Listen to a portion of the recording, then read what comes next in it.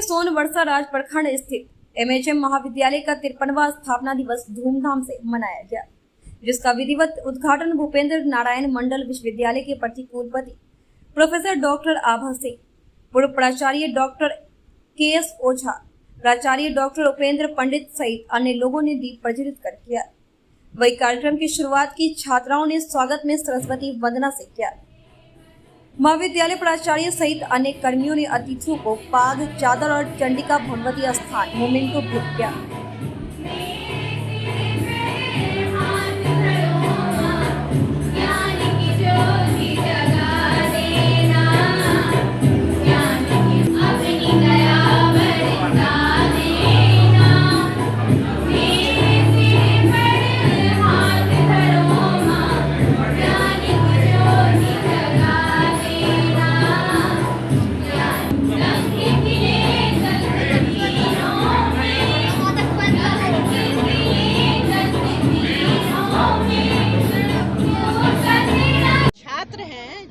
हमारे देश की शक्ति है।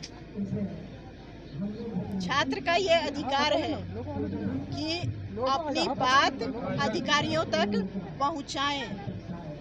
गाड़ी को रोका गया, ठीक है, सभी छात्र हमारे लिए बच्चे की तरह से हैं।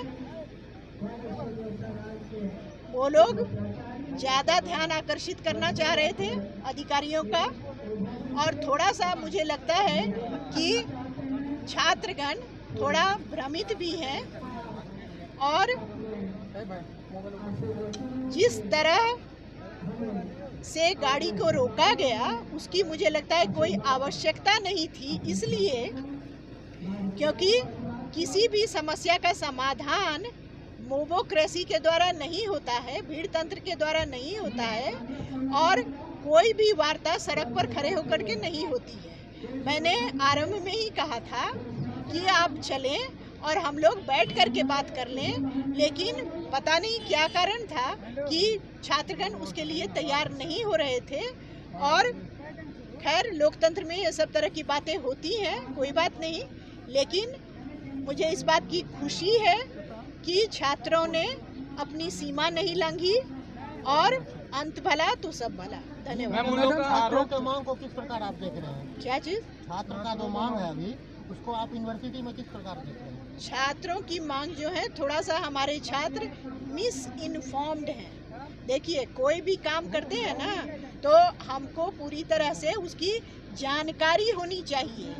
मांग करते हैं, कुछ भी करते हैं, जो मांग हमने देखा है, जो मूल मांग थी बीसीए, एमसीए वगैरह के लिए, तो वो विश्वविद्यालय के द्वारा सीनेट सिंडिकेट से पास कर दिया गया है और सरकार के यहाँ लंबित है।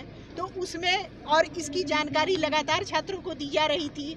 उसके अलावा अन्य सभी मांग जो है वो महाविद्यालय के डेवलपमेंट के संबंध में है, और डेवलपमेंट जो है वो सरकारी फंड के द्वारा होता है, और सरकारी फंड आने में एक प्रक्रिया होती है और उसको खर्च करने की भी एक प्रक्रिया होती है। तो हमारे सीसीटीसी वहाँ पर मौजूद ही थे। क्या हर्ज था कि हम लोग कमरे में आकर के बैठ कर के मीटिंग कर लेते? मैं तो कभी भी इस बात से परहेज नहीं करना चाहती हूँ कि हमेशा इंटरैक्शन होना चाहिए, बातचीत होनी चाहिए, लेकिन इस तरह से मेरी बात छोड़ दीजिए। आप लोग परेशान हुए, छात्र परेशान हुए, उसकी भी बात छोड़ दीजिए। सड़क पर जो उतने यात्रीगण परेशान हुए, उनकी क्या गलती थी? तो इस बात का ध्यान रखना चाहिए कि हर चीज